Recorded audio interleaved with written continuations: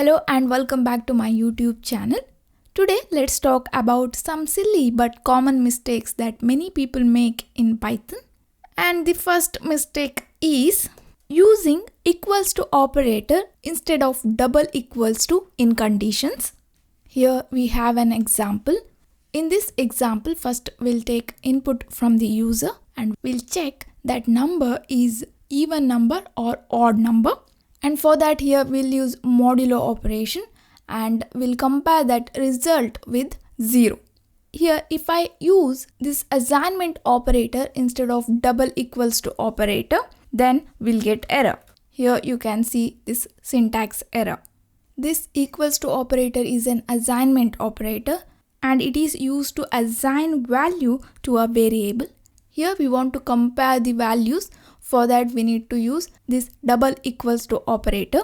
So now if I execute this, here it will ask enter the number. If I enter number 10 and 10 is even number. Okay, so the first mistake is confusing the equals to operator with the double equals to operator. To assign a value, you can use equals to operator, that is called as assignment operator. And to compare the values, we need to use double equals to operator, comparison operator. Be sure to use both operators appropriately. Moving on to the next mistake, overwriting built-in names. Python comes with many built-in functions and types like list, str, int, sum, input, etc. If you assign a value to a variable using one of these names, you shadow the original built-in. And that can lead to confusing bugs. For example, here instead of taking list1, if I take name as list is a constructor and this name is a built-in name. If I use that built-in name to assign a list, it will overwrite the original built-in. Here you can see that when I execute this, we'll get an error like this, list object is not callable. Here we have overwritten the built-in list type, list constructor. That's why when I try to call this list constructor here to create a list, it will raise error. So to fix this, don't use built-in names as variable names. We have plenty of other names. You can use that. And now if I save this and execute this, here you can see the output.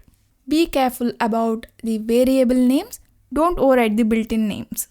And next mistake is confusing is with double equals to operator. Double equals to or equality operator is used to compare values and is used to compare identities of values. So don't confuse both operators. For example, here we have a program. In this program we are comparing two numbers. Here we need to use double equals to operator to compare the values. If I use is operator here, let's see what we'll get in the output. Save and execute and it won't raise any error. So let me take the number as 200 and we'll get output as 200 is equal. Okay, then let's take input as 500 and here you can see the output not equal. That is because here we are comparing the identities of the number, not the values. So that's why we are getting the different outputs.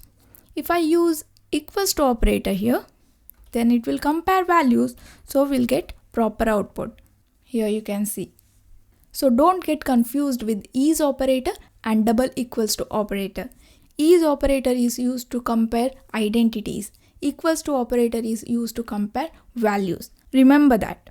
And next one is modifying a list while iterating over it. For example, here we have a program.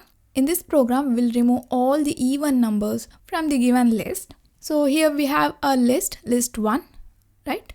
Then we'll use for loop on that list 1 and we'll check whether that number or item is even number or odd number. If it is even number, then we'll remove that item from the list. Then we'll print the list. If I save this and execute this, I'll get the output as list after removing even number is 4, 5, 20, 11. Here you can see in the output 4 is an even number. 20 is also an even number, right? So we are getting wrong output. That is because we are modifying the list while iterating over it. So instead of this, if I create another copy of this list like this, then if I use list to here, now if I execute this, here we'll get the proper output 5 and 1. When you try to modify a list while iterating over it, it can lead to unpredictable behavior. So be careful about that. Okay, next one is not converting input while using input function to take input.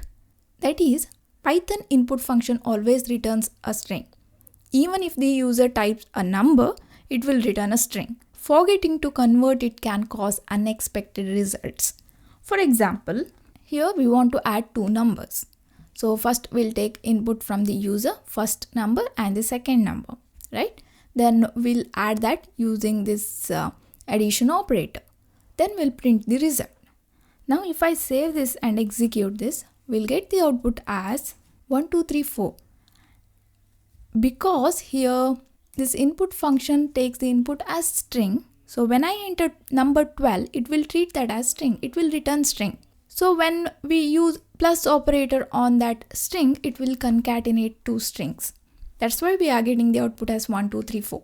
Here to get the integer number, we need to convert the input to int using int function. If you forget this, then it may lead to unpredictable behavior, right? So now if I save this and execute this, 1, 2, 3, 4, and we'll get 4, 6. These are a few common mistakes people make while writing programs. Be careful and don't make these mistakes. Okay, so that's it for now guys. Thank you for watching. Don't forget to subscribe to my channel. I will meet you in next class. Till then, take care.